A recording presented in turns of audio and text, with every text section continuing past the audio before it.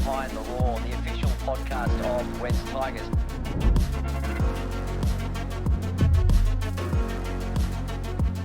Hello and welcome to episode 16 of Behind the Roar, the official podcast of the West Tigers, where we give it to you straight, where we kick speculation into touch and we learn more about the people and the stories behind this great club. West Tigers NRLW team commenced its pre-season training last week, and so this week's guest on Behind the Roar is our inaugural NRLW coach. He enjoyed a wonderful NRL career, playing 307 games over, I think, 15 or 16 seasons with 6 different clubs, making his first grade debut for the Knights, against Manly way back in 2005. He played 3 seasons with Melbourne Storm, 6 seasons with Cronulla Sharks. He is a Clive Churchill medalist. That was when the Storm won their maiden premiership in 1999. He hung the boots up after 1 season with the Bulldogs in 2010 or maybe 2011. 2 seasons with the Bulldogs. There you go. He's already jumping in and correcting me. He played 10 State of Origin games for New South Wales. Pull on the green and gold, 20, 22? Yeah, occasions. Fair to say he knows a thing or two about rugby league. He stepped into the role as interim coach of our NRL team midway through last season, and he will, as I say, take charge of our NRLW team in its very first season, which begins in July. So it is a very warm welcome to Brett Kimmorley Behind the Roar. How are you, mate? Good, Chris. Yeah, we're nearly done, aren't we? Good intro. You've got a lot of stats to your name. I was lucky, lucky and very appreciative that, I'm still involved in rugby league. It's a game as a young kid. My passion started sitting on the hill at Newcastle Knights, Marathon Stadium, watching the Henny Penny Newcastle Knights run out. I was 12 years of age. Yep. It was the biggest thing that happened to me wanting to play rugby league, me watching people from Lakes United, which was my club I was playing football for, or my area that I grew up in. So you grew up where exactly up there? I grew up in Belmont. Belmont, Swansea, born Belmont. and raised in Belmont, which is where Lakes United play from. And as I said, Marathon Stadium on a Saturday or Sunday afternoon. Watch all the Sydney sides come up. I was Blacksmith's Beach, Caves Beach, Caves Beach, Swansea Belmont Nippers. We had the state champs up there quite often. I wasn't very good. I was only good on the sand, not in the water. Is that right? Yeah, mate. We've got loads to talk about. Talk about Origin. Yeah. We'll talk about NRLW. Talk about your time in the game as well. Our Cubs and Raw squads last week were announced. That's really exciting. So we'll explain a bit more about how that happens. Let's just firstly talk about Friday night out there at Campbelltown Sports Stadium against the Raiders. The place was rocking. It came alive all of a sudden. We were down 18 blot, came alive all of a sudden. The last 15 minutes or so, we've gone bang, bang, bang, whooshka. Then Brooksy steps up and slots just a perfect one-pointer. We're in front, 19-18. Few minutes remaining. We've got it won. It felt like we've got it won. People around me, I felt like, mate, there's still a few minutes to go. But heartbreak at the end and the way it ended. And, okay, look, sour grapes, maybe. The game's gone. We move on and we focus on Thursday's match against the Titans. But if we can just sort of wrap up what happened on Friday night. So the key incident was Isaiah Papali's charge down on Fogarty, deflected the kick, saved the drop goal, however, was then penalised for charged for dangerous contact, making contact with the legs of a kicker. Yeah. So there's 2 schools of thought. Black and white, letter of the law, it's the correct ruling, penalty. You just can't touch the legs of a player kicking. Yeah. However, the other side of the coin is, my God, I love seeing that last drop of fuel in the tank, a forward doing his bloody best to save the game for his teammates, doing whatever he can do to charge down that drop goal. As late Jack Gibson would say, played hard, done fine. That would have been a great play in the game. Is it now, though, you just can't do it? You got to say to the kicker, all right, almost have your shot. Well, I think in a way it's become a lot more protected. being a former kicker, being a former player, was probably on the other side of the fence. I look at it both ways, Chris. As you said, like there's a special effort from a player to get 10 metres up, to put kick pressure on. It did make him miss it because he was forced to kick it fast. So Fogarty unfortunately missed that shot at field goal. Brooksy did nail his when it got the 19 to 18. It was a great strike and a flow of points from our club. But I see it both sides of the fence in some regard. I think the kickers have become protected and you know, some say protected species. I think once they kick the ball and that leg's off the ground, they're untouchable. I also come from the other side of the fence where I was a player that missed 10 weeks through being charged down from kicking the ball. You missed 10 weeks. Missed 10 weeks with medial. I've watched another player I was playing football with kick from dummy half. Marker dived. Instead of making contact with the ball, made contact with the plant leg, dislocated his knee, goes off and has surgery and careers over within 6 months of returning from that injury. So I can see it from both sides of the fence. I can see it from the player who kicks the ball and is unprotected and your legs get taken out to then the special effort from a player 10 metres away, 15 metres away that can do it. So I think, you know, put pressure on, do whatever you can, but I think what injury and outcomes can come from diving at someone's knees. And I'm probably more passionate that way because of being a kicker, and you know that's when the only time you're probably ever unprotected in the game of football. Yeah, so there you go. And that's why the rule is in place. So I get it. However, you know, I would argue, okay, was Ice going for the ball? Clearly had eyes to charge the ball down. Nowhere near the legs at all, right? Was the contact that he made with Fogarty's legs, was that dangerous? No, that's where I think we need to come in.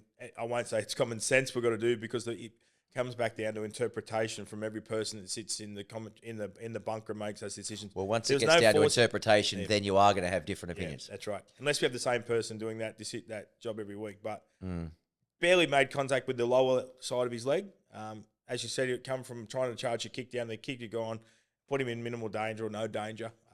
But as you said, it's black and white rule. I don't know. We are slowly, bit by bit, changing the fabric of the game. For better or worse. For entertainment, is it? Well, I mean, throw that out there. Throw that out to you. You make your own decision. Yeah. I get it. Of course, I understand why the rule is there. Yeah. But I tell you what, there are a few boos for the referee at Campbelltown. Yeah, that's right. I would imagine. Yeah, and as you said, you know, from 18-0 down to 19-18 up to, as you said, the emotion, what football fans go through. Oh, it's a cruel game. Yeah, at times. Yeah. Isn't it? Mate, how this works, Noddy, you'll hear the whistle blow. We'll kick off with an opening set of 6 questions. I mean, we all know Brett Kamali, don't we? But let's find out some more about you. So I'll ask you 6 questions. We'll then dive into a bit of nitty-gritty, talk more football, more NRLW, some Origin stuff, lots of stuff there. We'll have got some questions from the crowd. Quite a few have come in for you. All right, so we'll get through those. If you are sending questions from the crowd in, the best way to do it, again, is via Instagram. So just direct message us via Insta.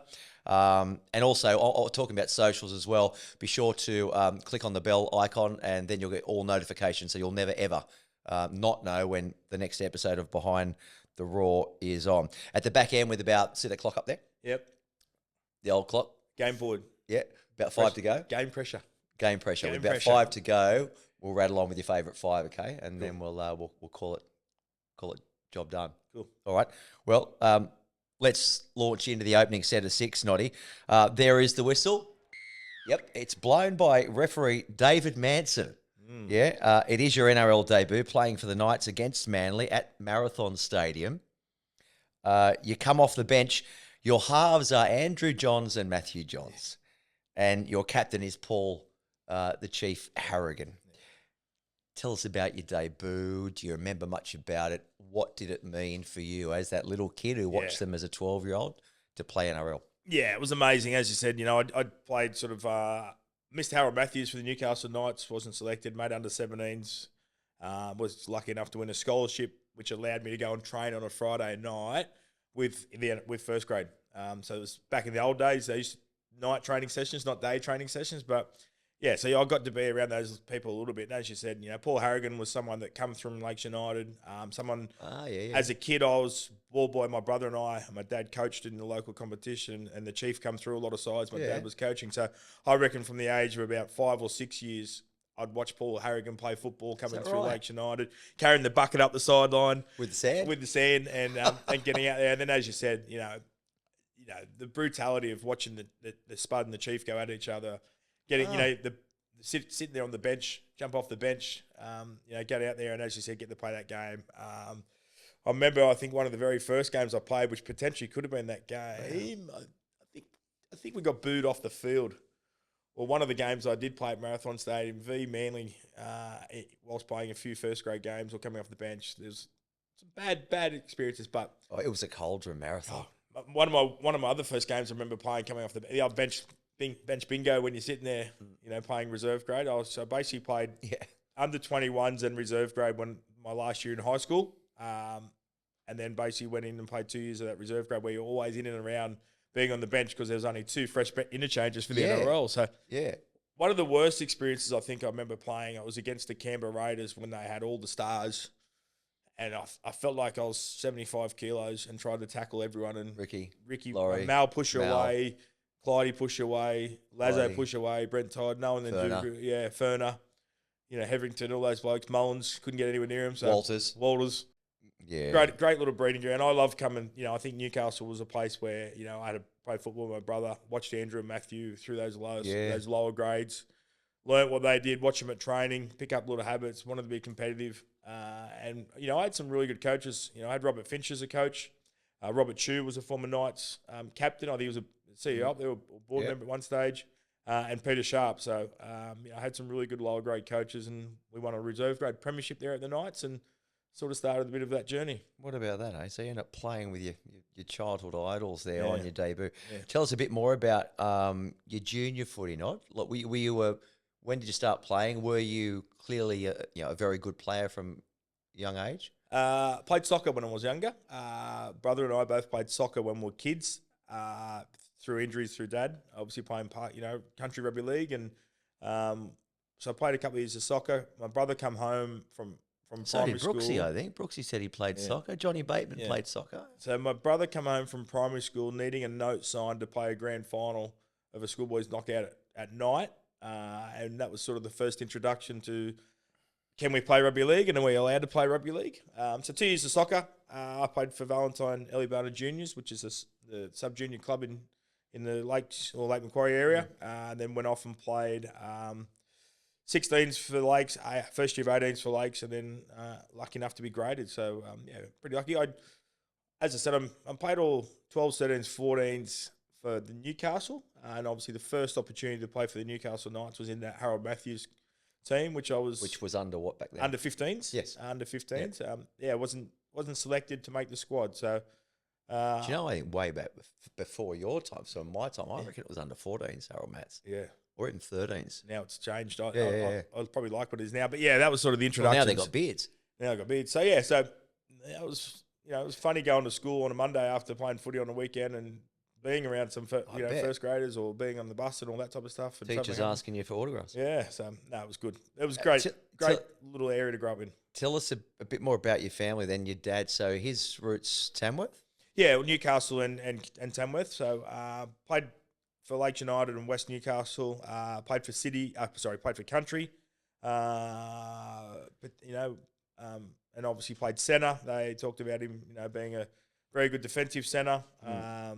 Obviously my brother was born in Tamworth. Dad went up to Tamworth and was captain coach up there for a couple of years. Yeah. Which is great. I got to play there last year. Whilst doing the NRL role, we got to play at Scully Park. That's right, where all that was from. So that was a bit of a history lesson. My dad spent a lot of time coaching my brother, but we're only 2 years apart from each other, so I always just try to be two boys. Two boys. Yep. So I try to be that younger brother, always hanging on, always coming around, always following. Annoying. Touch football down the park. When it rained, you'd go down the park, and there'd be 30 people turn up for a tackle. So your brother's a couple of years older. What position was he? He was a half as well. Okay. He played halfback, I played halfback, and then lucky enough for us to be both graded at the same time. and he played 5'8", and I played halfback when we got to play together for a couple of years. So Yeah, nice. yeah. Nice, nice. Away from footy, and I know footy is, it's a huge part of your life. You wouldn't have it any other way, but away from footy, when you do get time, what does Noddy like to do? Yeah, as you said, I'm blessed. I'm still blessed to be involved in football. 13 years retired now, so gone pretty quick. Multiple different roles. I've got 4 daughters, 4 beautiful daughters that keep me busy. The eldest will be 22 this year. My youngest is 13 this year. So They grow up. they're growing up. They're adults. 2 of them are adults. Youngest is 13. Youngest will be 13 this year, so just gone off to high school. So we have a Sam Kerr fan in the family. So one's a soccer fan. They're league tragics as well, which is probably rubs off on them, and they're around as often as I am. We go and watch a lot of games. They were very supportive last year as a family, when obviously you don't have a lot of personal time when you become the head coach, and it's life consuming. So my partner and my 2 older girls were part of that decision last year to go and have the opportunity to be the head coach for the 12 weeks it was, I think, or 13 weeks, because of how life consuming it was going to become. We'll talk about that. Yeah. Talk about that. My favourite thing outside of family and hanging out at home is playing golf. I am a golf tragic. Oh, yeah. Grew up in Newcastle. Belmont Golf Club used to have the best amateur tournament come to start of the year. I remember riding my push bike down, caddying for 4 days, getting $20 a day, and then thinking that you're wealthy. I played a bit of golf. My dad was left-handed. He played golf. So my brother was left-handed, but I'm right-handed. You're righty, yeah. So pretty much when ending of you high couldn't school, steal their clubs. couldn't steal them. So I got to about the end of high school, and I started sort of playing golf, and then sort of would play more regularly at Belmont, and then obviously in football. In my day, we had every Wednesday off. Like, it didn't change too much now with recovering day of the game. So train hard Tuesday and play golf Wednesday, and train Thursday and captains on Fridays. So, what are you off? What are you hitting off, do you think? 7. Oh, wow, you can I'm play. off 7, yeah. So I've done it every year. I got lucky enough I went to Melbourne and didn't appreciate how good the golf courses were. Really good bunch of mates. I think you can socialise in it. You can be competitive. I studied it when I was at Canterbury. Des brought a psychologist or a positive mindset guy to the club when I was on the coaching staff. Yeah. And once I'd heard that, I was like, I need to talk to you. You need him for your golf. I've had some work with psychology. I've had golf lessons. I've had putting lessons. There's so much psychology in golf, Yeah, though. I know. Huh? I get the yips just on the backswing. Yeah. I know this is going in the lake, and it does. I went and played a tournament last year, like a 6-hole tournament against some pros and all that. And that was my mindset. Don't shank, because there was galleries and everything. I was as nervous, I reckon, as I've ever been, even before playing, State of Origins or Australia. I was just get you out of the comfort zone when you're not going to the area. But Well, okay, so my next question, and this is quite a long set of 6, Nod. We're up to tackle 5. Yeah. Question 5. You got 3 dinner guests. yeah, So I want one to be either a footy player or a coach yeah, or a golfer. yeah. Then we want an actor or an actress and a musician. I'll say Chris Anderson. Chris Anderson to dinner. Former football player. Hopes. Hopes, yeah. Former golf buddy, but certainly as a coach. Oh, he played golf too. Yeah, coach and a mentor. So You would have gone on tours with Hopes? went on tours with Chris. He was the coach of the All Melbourne right, Storm. Chris Anderson's in. Chris Anderson's in. Guy Sebastian's in. Guy Sebastian as the musician. Yeah, love Guy. And an actor Lucky or enough to know actress. Guy. We'll put someone of my stature, Danny DeVito. Danny. So Guy Sebastian singing, Danny DeVito and Chris Anderson. Yeah. Gee, yeah. That's a bunch, Yeah, isn't that's a it? bunch, yeah. All right. And Chris Anderson, are you a bit of a cook? I'm a better cook now. Much better cook now. What would be the go-to signature dish then for Guy, Chris, and who else?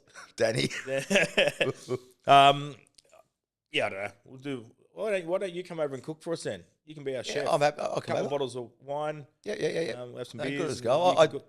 I did a little roast for myself Yeah. last night. Oh, very good. Just for me. For you, roast for one. I normally do it when the kids are with me, but Yeah. just for one. No, I don't mind. I don't mind cooking. Some good eye fillets and bits and pieces and seafood. I like. Well, do like Brooksy's a bit of a cook, he tells me. So he tipped us into the rump cap.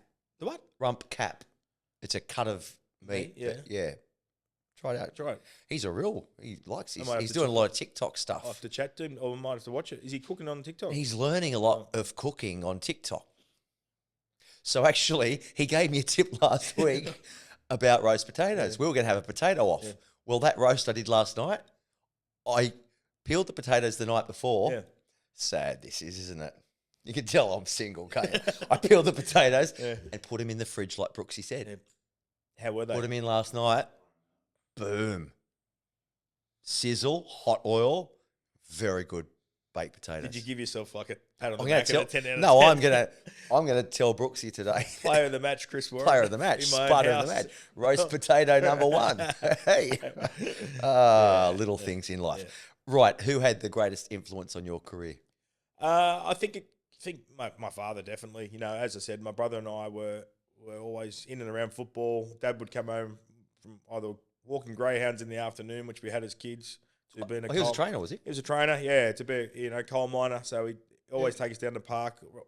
Used to live near the back of the bush, so he'd take us for swamp runs and bits and pieces and go to gym and all that. So I'd say he guided us and made us train hard as young kids and bits and pieces. So as a player, I'd say said to my dad, and knowing that he was a footy player and being in and around football and guided that way. And I think as a coach, obviously, I love the game. I felt like I always had a good knowledge of the game and probably coached when I was playing. But a gentleman that's no longer with us, unfortunately, a bloke called Theo Burgess. He was our recruitment manager at the Melbourne Storm. Yeah.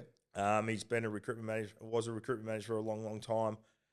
He was someone that always pushed me to want to coach or how to learn. And he was just a footy head that, pretty honest bloke that would tell you the truth. But was just a footy head that I'd catch up with weekly and have some time and chat footy with him. So I think it was sort of those two people. I think have been really influential in probably what the decisions I've made, and I've been lucky enough to have some great support around me. And you've had so many coaches too over your career. All right, well, that is a fairly long set of six. It's taken us a fair while to get from the red zone up. We're in front. We're just trying to slow the clock down. We're playing with Do right. you reckon they've got game sense anymore? Some halves, good halves do. Yeah. Some good halves too.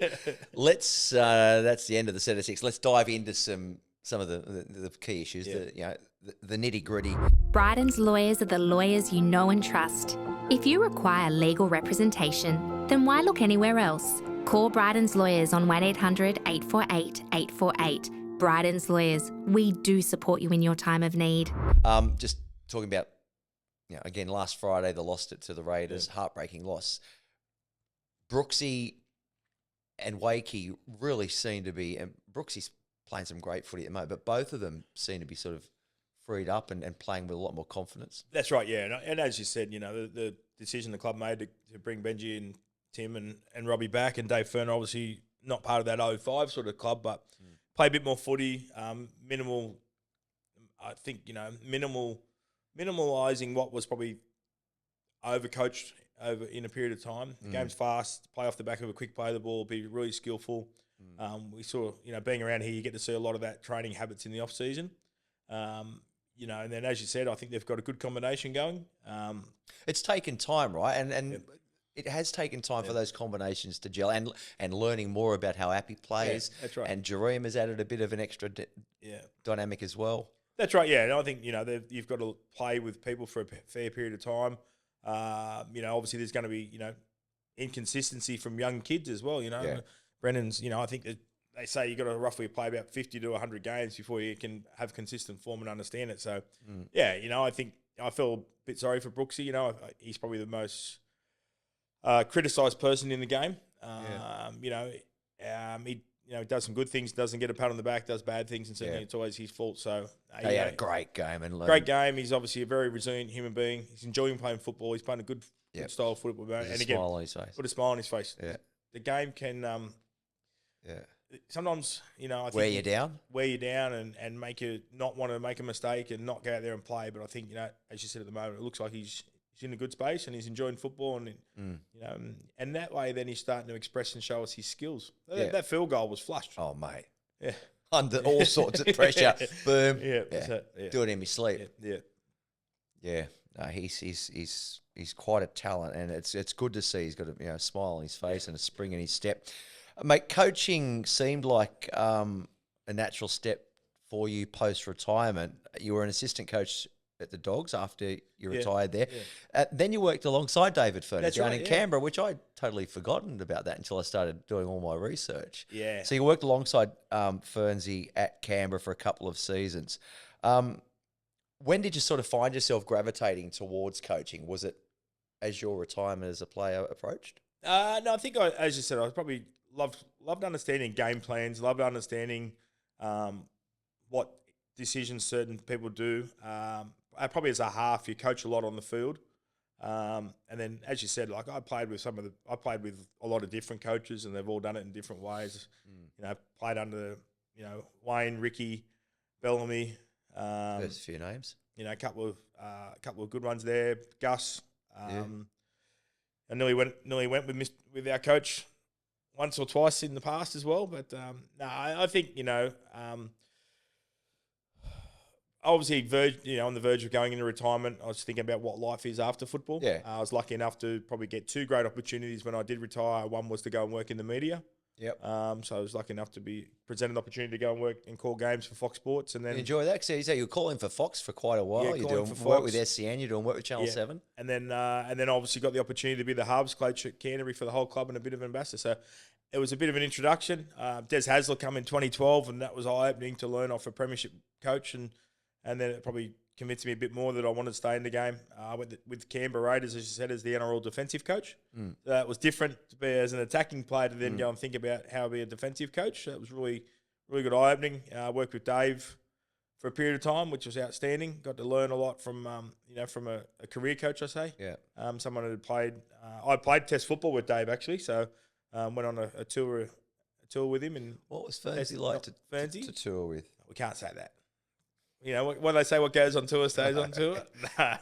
Nah, he was a good man. He was a very good man. But so he created a good David friendship. Furner from that. wouldn't put a foot wrong. He's a clean cut guy. wholesome sort of Very, guy. very nice gentleman. But then obviously I come back and coached here. I coached the Holden Cup here in 2015, and then just sort of disappeared for a little bit when did some park football, and then obviously went through life, something that was challenging for life, and my first and only job was pretty much to become a dad. Yeah, and you're a damn good dad too. Yeah. Stepping in as interim coach last year, right? Tough gig. Yeah. Tough gig. You were asked to do it. You put your hand up, and you took it. Yeah. You took it in your stride. Really difficult year for the team and the club. Can I ask you, Noddy?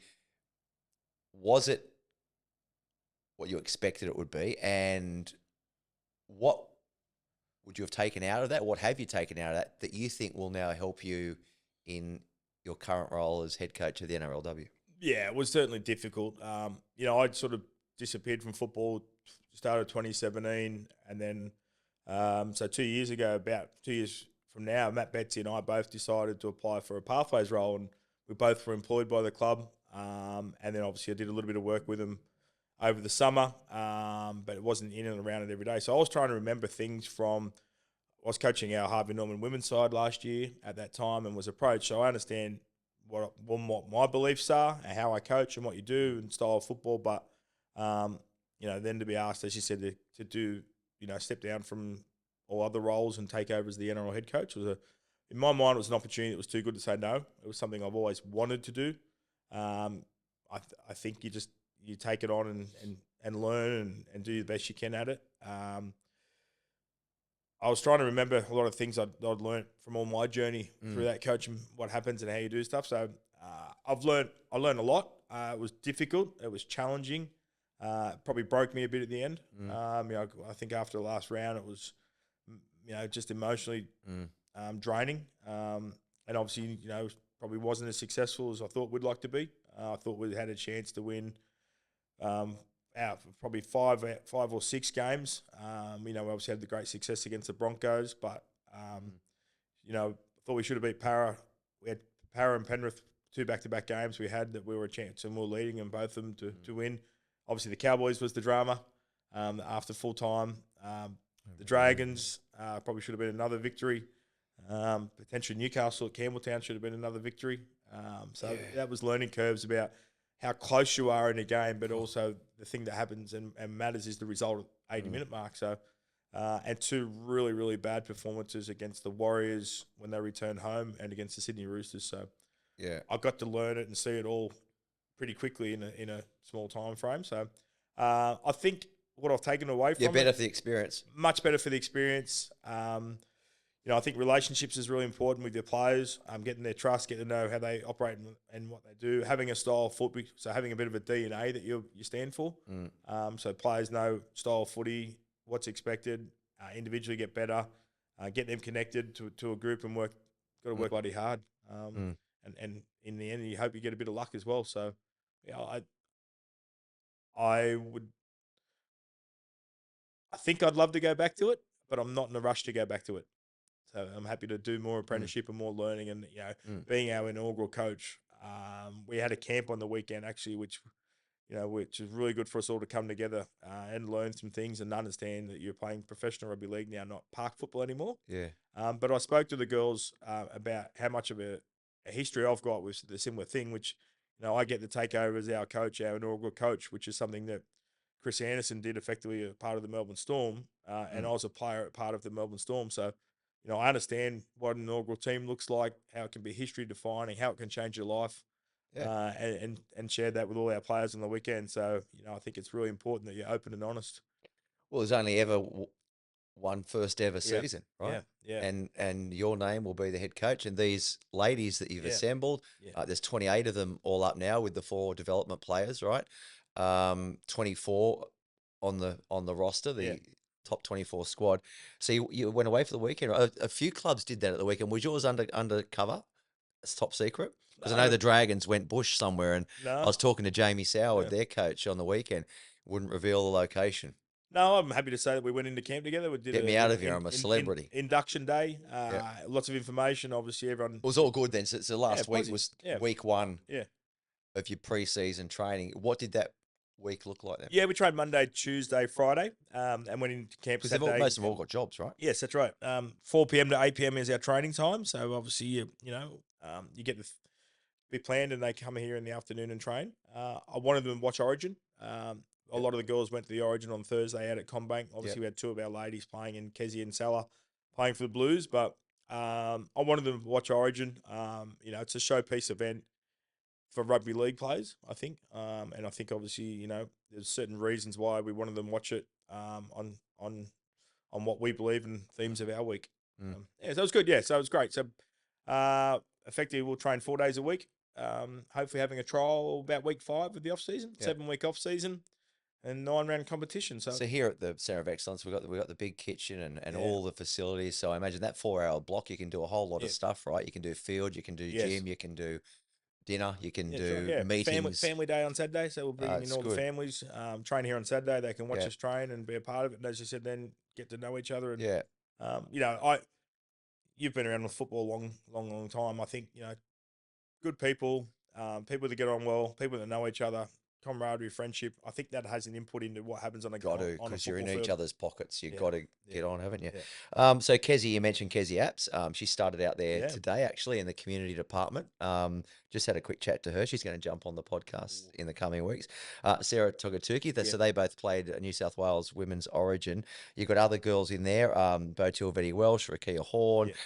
There's a lot of young girls in there, a lot of girls in the 24, 28 squad that have already come through our pathways teams, and a lot of local juniors. That was done for a reason, right? Very true. Yeah. We've had a lot of ladies that have played, come through our pathway systems. We've had Harvey Norman here for 4 years. Local juniors grown up in the area, have gone off and played potentially NRLW somewhere else because we didn't obviously have a team, or are now at that opportunity in their own development that they're ready to play NRL football. So really, really important that we create, a bit of pride in where we come from and who they are. And then obviously the players, as you mentioned, we went out and selectively recruited were the ones that we thought added leadership, have played NRLW before, understand the experience of it, and know what it takes to play it. So really, first week I've noticed that there's been the players we recruited and the senior players in some regards because of leadership. You can tell they got those leadership qualities. So instantly I feel like they've been right decisions. 3 of our 4 development players, again, are our own young players. Yeah. And again, the part of that is obviously we want to be having a really strong program now, but also we want to make sure we can maintain a really long program for a long period of time. So, we've got, as you said, the Raw program you mentioned before and the Cubs program. Obviously, whatever we do for the men, we now do for the women. So, Lisa Fiala, Tasha Gale, Harvey Norman, and then NRLW. So, really long line of hopefully female players coming through this great club. So you'll roll in that Cubs at the Raw programs, and so that's all of our best young talent stepping away from that may have been in Harold Matthews, preparing them for ball. Yeah. Likewise for flag, and the same is mirrored on the women's side. Yep. Yep. So that's right. Yeah. So there's 14s and 16s as well. Yep. Below that as well. As you said, Balmain, Western, Macarthur. So we carry Yep. a large catchment. The big net, cast it wide. Yeah, that's right. So we get to play games together. As you said, we try and bring in the people we recognise as our elite players, our better players, give them training programs, give them games. I think the big thing for what I'm trying to say for the ladies players, the big thing I think for these ladies is, you play a Harvey Norman competition that probably goes for 5 months a year, and the rest of the time they maybe go back to park football, don't train. They've just got to become 12 months a year training now. Yep. And it takes time. Yep. Get bigger, get stronger, get faster, get more skillful. Yep. And be patient with that. And again, that's what, Mate, and they are women's origin the other night. I was looking at the physiques of these girls and the skill level. It's just going year on year. It's getting better and better and better. Yeah, it's going to be so exciting to see. As you said, 10 teams now. So that's, the 4 new expansion teams. Obviously get to play against them. So it all begins, I think, July 22. We play the Eels, don't we, at Combank? Yes, Combank, yes, that's right. We play a couple of double headers at women's venues, and we play a couple of double headers before, obviously, NRL, which is really, really exciting.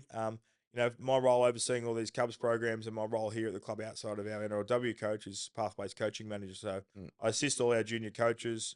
We have a great connection with, what the senior club want to be able to do and the style of footy they play and the connection. So Benji was one of our players that come through a Cubs program. Absolutely. And went on that journey. So we just, we try and bring them together. Preparation for Harold Matthews, preparation for SG Ball, preparation for Jersey Flag. And then hopefully we can hand them over to the senior football. Talon De Silva is one of those ones that was named last week that has obviously come through our junior systems and part of our Cubs program. I think Justin Matamua came through last season. The That's Cubs right. went to tour New Zealand with the Cubs. So that's how it all works, right? Yeah. And you talk about Benji there. And I remember when I first started here a year or more ago, Benji was down there doing some drills with some of these Cubs. So he was a Cub himself. He was a Cub himself, yeah. Wow. So, as you said, so and that's, the big thing is we want to be able to, through our pathways, have success in our pathways, both men and women, but also, at least effectively hand them over to the senior coaches and say, here, In good shape. They're in good shape. They're ready to go. So, Can I ask you on NRLW front, rattle through some of this, but how competitive will we be in year one, do you think?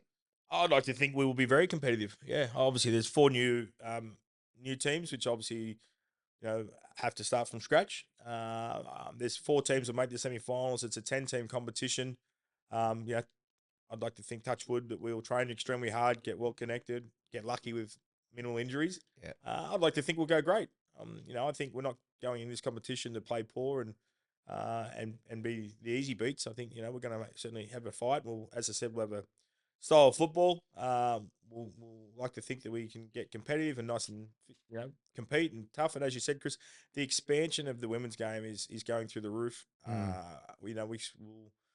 We recognise that. I took my family to the State of Origin the other night, and just a lot of probably young female fans now starting to watch the game. They want to play the game. Well, it was brilliant at Parramatta Stadium, at Combank Stadium for Women's Origin. I was there, you were out there too, and then the girls stayed back. Not just girls, young boys and girls stayed back for an hour after full time. Yeah. All the girls were happily signing autographs, doing selfies. I made brilliant. And that's, I think, the big thing we'll push as a club is that we want our players. I know you can be disappointed if you get beat or things happen in the game. Yeah. Is actually, go over and talk to the fans and these guys will become, role models for young fans, or as you said, they're an inaugural club. So it's very important that we play hard.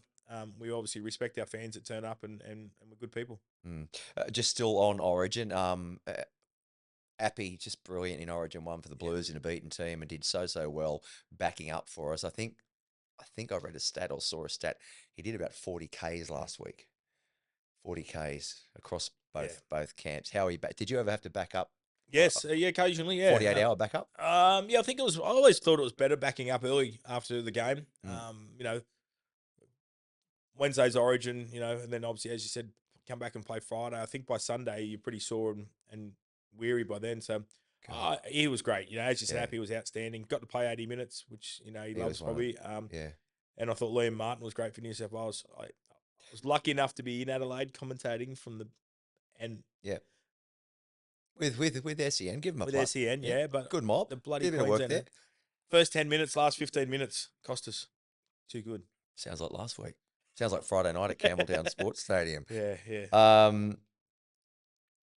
Nathan Cleary's injury then, it looks like he's, Buckley's to play Origin 2 and probably maybe even out. I don't know yet. He's been ruled out for the whole series. Whole series, yeah. So torn So hamstring. Nico comes in, you would have thought?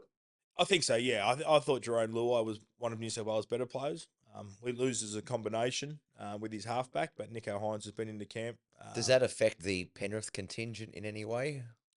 No, I At think the selection table? Yeah, Freddie's. It's going to be interesting what the coach does, and the coach can make any decision he wants. Whether he goes, as you said, a few changes to make sure we get that Origin 2 on the line, he picks and sticks and stays loyal. Just on the women's Origin again too. So Kezi and Sulla from West Tigers playing for the Blues. Sarah Sulla. Yeah, she's pretty tough. Is probably part of the reasons why we ended up recruiting her was watching North Sydney play West Tigers and Harvey Norman and watched how happy she was to run into the defensive line and rip in and carry some speed. So yeah. And then after having conversations with her, a very proud Western Sydney girl, and gets to come and play back here. So yeah, will be one of our leaders. Because you're not a big girl, but plays above a weight, real strong. Real physical. We thought you could come and meet him a bit on Fridays when we do a bit of tackling and all that. No thanks. No thanks. I'm still recovering from the Achilles injury. Yeah. Mate, so you've touched on 4 daughters. Yeah. Do you think being a dad with 4 girls helps equip you for the role as the NRLW coach in any way? I think it does help in some regards. Yeah, as I said before, it's about having understanding them and those relationships.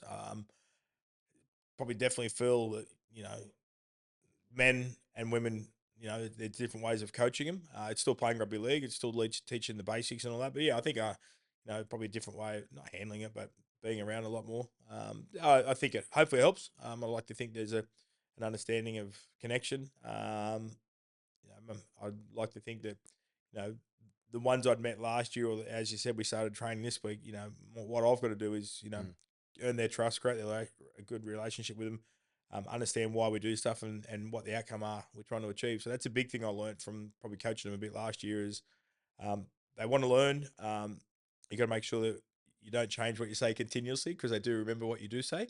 How do you have to adjust sort of, okay, and I've seen you actually in the change room last year when you were coaching the NRLW before you stepped into NRL.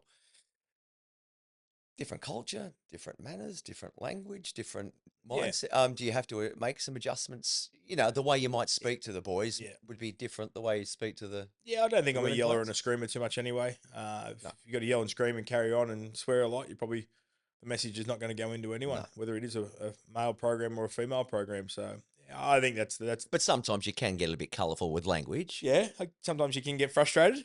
Sometimes they don't follow instructions or and it doesn't matter whether it's a male or a female player, right?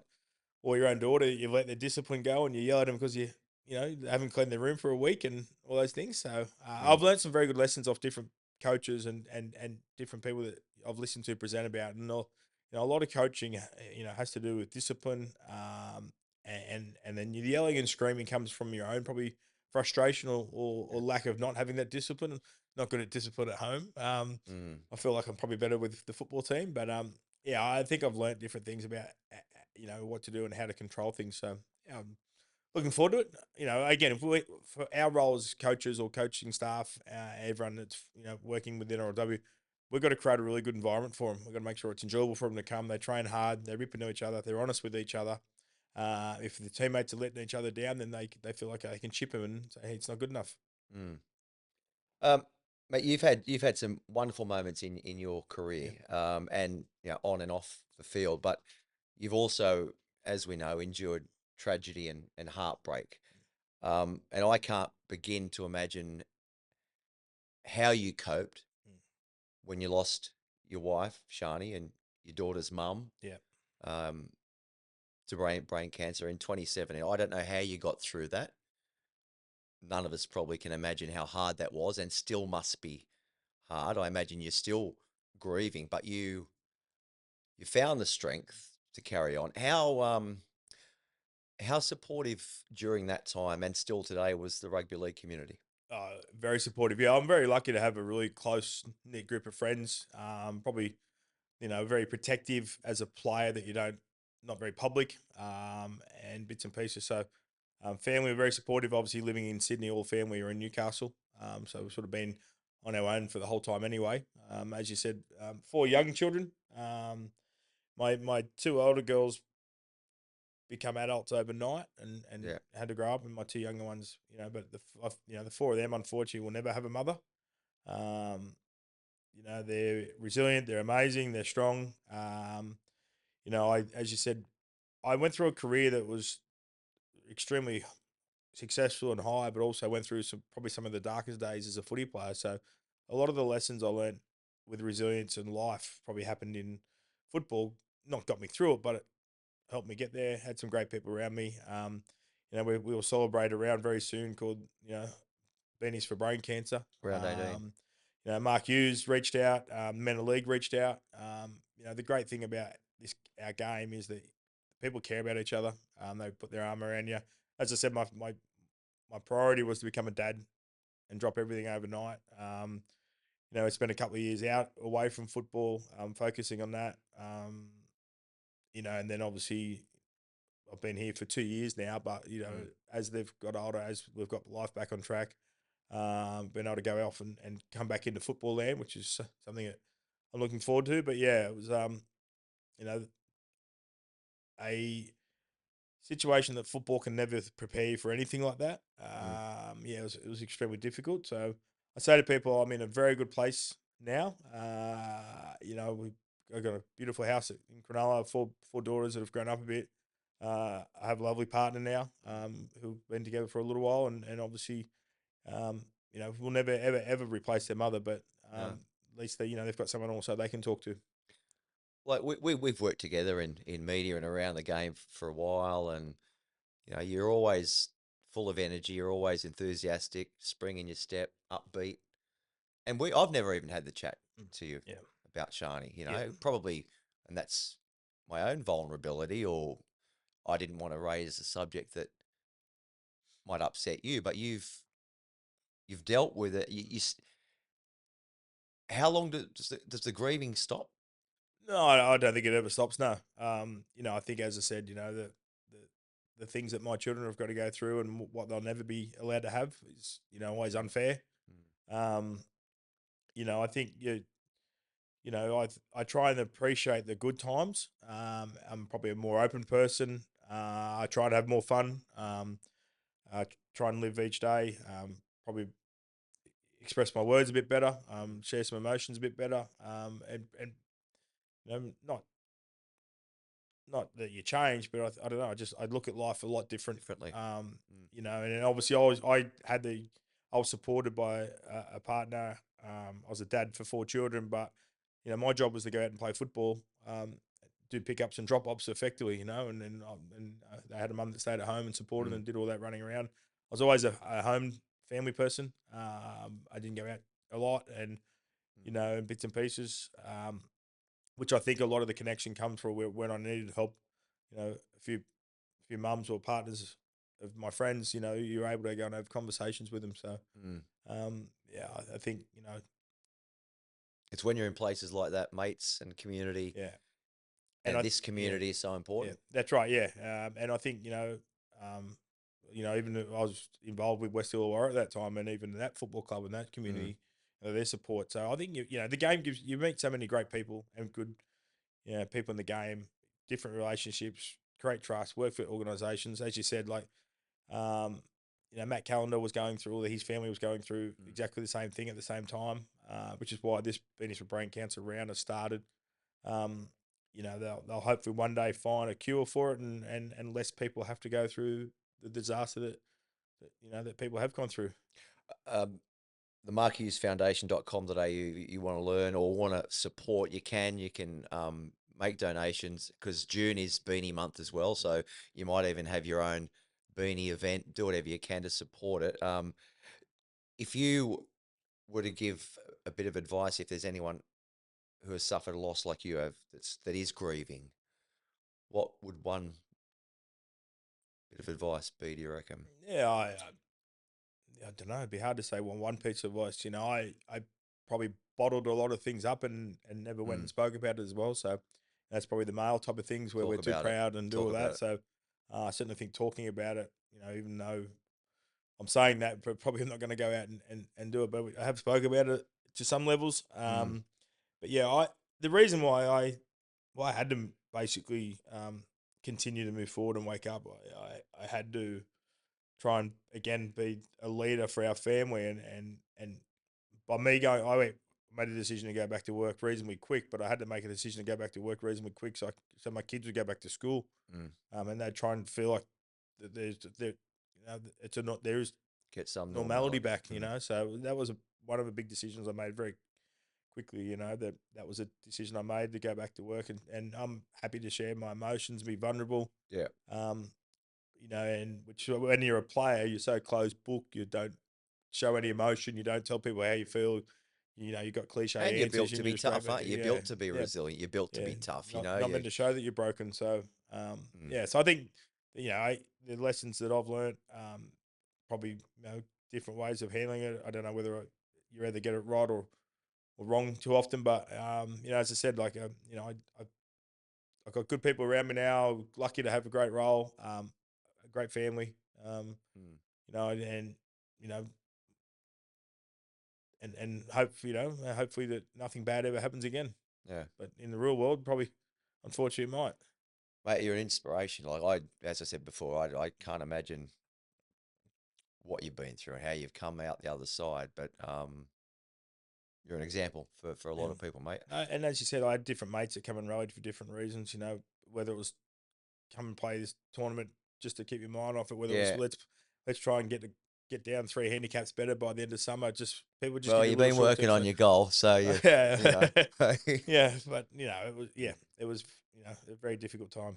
Absolutely. The markhughesfoundation.com.au. So Beanies for Brain Cancer round is round 18. Go to the website if you can support the Mark Hughes Foundation. Bryden's lawyers are the lawyers you know and trust. If you require legal representation, then why look anywhere else? Call Bryden's lawyers on 1800 848 848. Bryden's lawyers, we do support you in your time of need. Nod, righto. I have got a few questions from the crowd for you. Okay, they have come through. This one, Noddy, questions from the crowd, Nod. So from Thomas Rast, I think it is. Oh. Who is our official NRLW captain? Is this been an official announcement already, or No, there will be an official announcement coming. So, do you want to scoop it on Behind the Roar? Or no, there's a couple of the senior players that you probably expect. Might be more than one.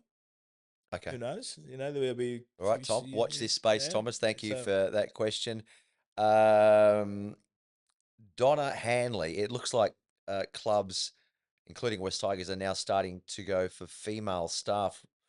What have your thoughts? Well, we have got a lot of female staff Yeah, here. sorry, I think yeah. it's probably split 50-50. Yeah, well, There might even be more ladies. Well, Jess Bygate, we've employed, I think, in November last year to come on and become the effectively run all the women's program for us. Doing So an outstanding job. Did she ask you to say that? Former professional basketball player and bits and pieces. So yeah, and my assistant coach Tiana is obviously a female and has come through our Harvey Norman system. And Tasha Taylor, she's one of our development coaches for NRLW, as she had been our Tasha Gale coach. Jess Schwartz looking after the Pathways teams. And that's just in Pathways that's right, and NRLW. Yeah. A lot of women's staff. And everyone Yeah. does a great job too. Probably know a few regardless. young ladies that want to be running the ball boy and sandboy on the sideline for NRW Well, they can't as be well. ball boys or gotta be ball ball girls. girls. Yeah, Come on, get it right. Get Get it right. Ellie says, how are you feeling for the 2023 season? Well, Can't we wait. touched Yeah, on that. excited for it. We'll train extremely hard. We'll have a great crack at it, and hopefully, make all West Tigers fans proud. Izzy Woods has asked, what is one thing you would say to the younger generation who might want to become professional players? Practice, play as many sports as you can. Have a crack at it. I think the biggest thing is the tackle is probably the thing that's different from playing tag league, touch, and all those other things. But yeah, come and try it. Make sure it's safe and have a crack at it. Sophie, Geese or Guys, do you ever wish to coach a men's NRL team in the future? Yes. Yeah, I think so. I love the game. I know it can burn you. You've got to be successful. I'm in no rush to do it. I know you should do a long apprenticeship. Have thoughts of wanting to go to England and coach. Well, don't leave just yet. No, We've not now. got some business not to be yet. done here. I want to be a very successful NRW coach. I want to create a great program. I want to make this a successful program for a long time. You didn't play over there, did you? No, No. but Yeah, yeah, a few tours over A there. few tours, yeah, a lot of tours. Couple of World Club challenges One World Club with challenge. Storm. Yep. So yeah, but I think I think not referencing our club, but I think what Penrith have done for the last few years has been creating a very successful pathways program and Yep. and develop and success at the top. So I'd Are- love are, that. Are we mirroring that or modelling? Is our model based on what Penrith have done or similar? Oh, I don't know if Bits it's and based on pieces? the same, but I No. think obviously having a big investment from the board to say we are a development club. We'll go Cubs and we'll go Raw and we'll develop our players. We'll show them that they can play together as they come through the ranks and want to stay a West Tiger player. So, yeah, I'd love to think I'm here for a long while and this program can be extremely successful. All right, they are the questions from the crowds. A few more in there. I haven't been able to go through all of them Yeah. because we are running a little bit short of time. Just DM us on Insta. Insta is West Tigers BTR. And again, if you are on YouTube, be sure to just click on, the bell button. That way you get all the notifications, right? Now, where are we? Righto, we are now, there's the clock. Oh, We're into the final five. yeah. 5 minutes to go before full time. Couple of click play the balls, get to the left post, right foot field goal. Well, left foot for Brooksy. Left foot, yeah, Brooksy, yeah. We'll go to the right It post. never looked like missing, did it? Nah. He can slot him, Earl Brooks. Hey, listen, before we do the favourite five, Yeah. can we just chew the fat a little bit about Thursday night Gold Coast Titans? Yeah. So they are, well, an up and down team. Yeah. They can score points. They can concede points. Over the past 6 weeks, I think we have been really tight defensively. Yes, very and true. we've held the ball more. Yeah. Simple. It's a simple game. We just Sometimes we don't play it too well, and sometimes we overcomplicate it. No. What's the secret to beating? They got us in round one. Yeah. What's probably a couple of important things going into the Titans game to win? Yeah, well, I think the important part, we saw the other week, the 66 points had lots of energy, lots of support, lots of excitement from West Tigers. We probably didn't see that till the 70th minute at Campbelltown on the weekend. How do you flick the switch? What happens in a game? Well, So you're right. yeah. We hadn't scored a point. Hadn't scored a point, looked a bit clunky, not sort of there. Then one good thing happens. I think players are very much like goldfish. You got very short term memory, but it's creating the energy, getting out there, come up with a good opportunity. The Titans are obviously strong forward pack will be the key because they start very strong. Yeah. Kieran Foran, I don't know whether he's in and around, or AJ Brimson. They're obviously two massive ins or players for the Titans, but I think you got to match the forward pack. You got to be physical. You got to play some football. You got to have all that energy. And as you said, they've got better completion rate, a lot better defensively, and get in the game. So I reckon if you can bottle where does that energy come from, and show highlights of this is the moments for that game, and this is the last 9 minutes of Campbelltown the other week. That's how you got to start. Give a credit to Fernsey too, and you Yeah. know David Yeah. very well, right? He's our defensive Yeah. coach. I think anyone that was at Campbelltown Sports Stadium would have been sharing my frustration and the way they were getting extra deck time, Canberra, or holding us up and just spoiling the ruck without being penalised. It just gets so frustrating. And when you look at the stats back, and I had a chat to Fernsey out there actually earlier, I said I haven't seen all the stats, but I reckon I could guarantee that Canberra had almost half a second per play on average better Better, deck yeah. time on us. And he said, you're pretty much spot on. Gets really frustrating. But if we can win that ruck in defence, explain how just that extra half a second, not half a second, even a quarter, can be so important when it all adds up. Yeah, well, the whole idea in attack is you're trying to move the defensive line around, get a mathematical mismatch if you can. If they have everyone still in their line, then you've got to rely on getting play the ball speed. So you're attacking going forward whilst they're still going backwards, or as I say, sitting in the chair or not able to come forward. So, the more they slow it down, which they did very well, it means the more they get two markers, they get back, they get their space right, they get set, and they move forward. So very, very hard to score tries against organised defensive An lines. organised a defensive line that is set, Yeah. has had time to get set, Yeah. and even harder when they're probably on their own goal line, set. Yeah. Very hard to break them down. You get extra people when you're on the try line because the fullback's in the line, they're and closer generally to there's you. one marker and all that type of stuff. So, yeah, it's very, very hard inside the 10 to score tries on slow play the balls when they're set and they're rushing up. So because opportunities are limited, i.e. when defensive lines are not set, yes, you got to go. you got to play footy whenever you create momentum. You got to see that and play footy. Play footy, and if you create half a line break or someone can break a tackle and get a That quick play can the ball, snowball. footy should create more footy, and you play off the back of that. So you have your structures, you'll have your points of field you're trying to get to, but effectively Throw that out the window. and when you win to play the ball, Yeah.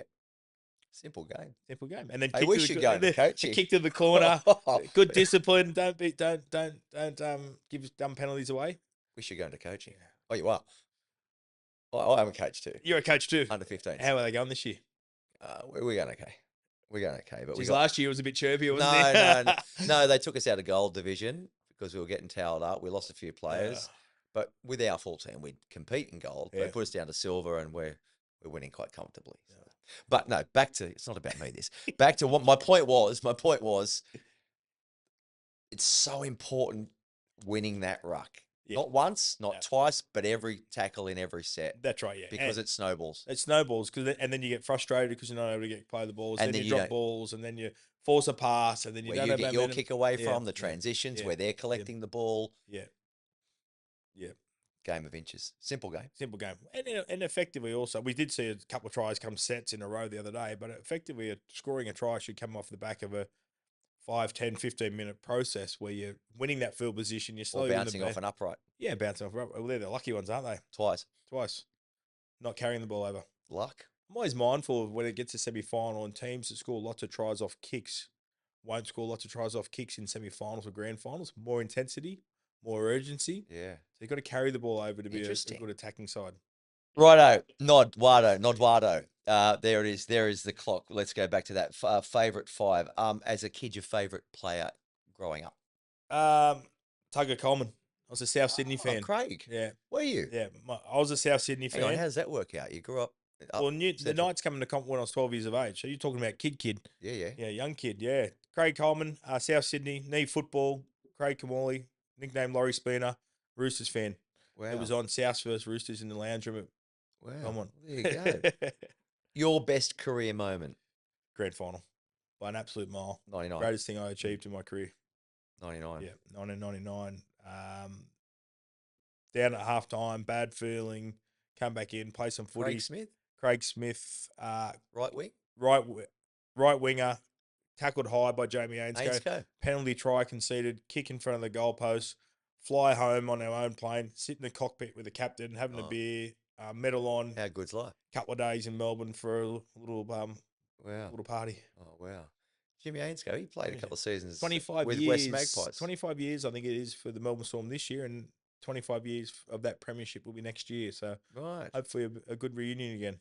Well, yes, maybe so. Your best ever performance as a player, you think? Oh, Well, would it be that Yeah. same? no, probably not. I played well, Like but the first Churchill. half. Yeah, first half, we were probably, it's a game, probably come from behind and be there. I had a great rivalry against Joey, obviously being a half that moved away from Newcastle. Both played halves. We're in and out of teams together, or he got picked and I never got picked, him being the better player. So I think a game for Cronulla, effectively, I think we absolutely flogged Newcastle at Shark Park, and 10 out of 10 performance effectively. Nice. Nice. Yeah. All right. This is sort of 3 questions in one. Favorite movie, favorite music, and favorite holiday destination. Blues Brothers. Movie, Blues Brothers. Blues Brothers. Favorite music. Who was in that? Yeah. Dan Aykroyd. Yeah. Car Chase. So, yeah, music then? Ed Sheeran type of guy. Yeah. Yeah. As Did you said go to his before- concert? Yes. You got to, I bet you didn't pay for him, did you? Of course I pay for them. Did you? I have to pay for everything these Did days. you take the girls? Yes, I believe it. Yeah. But yeah, it was amazing. Yeah, I'm not really, as I said, I probably don't go to too many of them, but No. I want to now. Yeah, I went to Elton John a couple of years ago at Combank. It was unbelievable. So I've been to 2 yeah. So concerts. what's our Right. third? What's the third? Holiday destination. Boy George was the first. Oh, holiday destination. Where we want to go? We'll go somewhere in Europe. I love the Gold Coast. Goldie. I'm a simple guy. Well, we're going on Wednesday. Yeah, I know. We're there Thursday. Yeah, we're training. Give me some golf courses. Give me great weather. Oh, couple of I'm up restaurants. there. I'll Yeah. send you some postcards. Thanks, buddy. I'll send you some postcards from Seabus Super Yeah, Stadium. yeah. Noddy, Can you- I'm here. Can you send me to Barnbougle then? Raw Pines, is it? What's Yeah, Royal Pines. There's plenty. I'll send me to Barnbougle, play golf for a couple of days, and I'll Okay. send you postcards. Okay. Alrighty. And one final one. Favorite 5. 16 years, 6 clubs. You've played all over the joint. Yep. Favorite ground.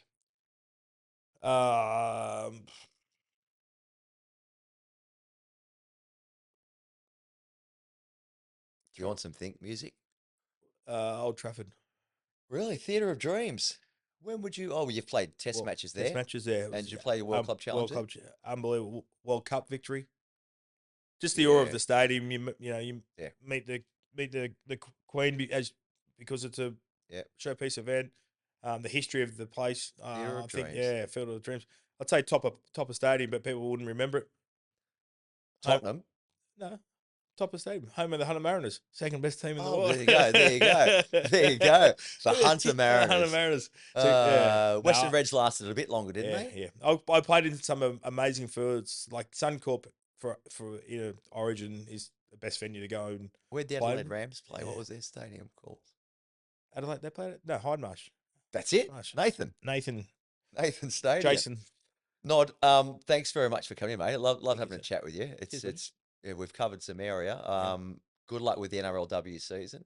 And with your role, continued role in Pathways as well. If you want to support the NRLW team, you can get an NRLW membership, by the way. There's also our Women's Champions donor group. Just check it out, Google it, or go onto our website and search Women's Champions. And there's loads of ways you can play an active role. And Beanies for Brain Cancer, don't forget to go to the markhughesfoundation.com.au if you'd like to support that cause as well. Mate, thanks again. We will do it all again next week. Dean Hallertau will be our guest in next week's Behind the Roar. Until then, you know what to do.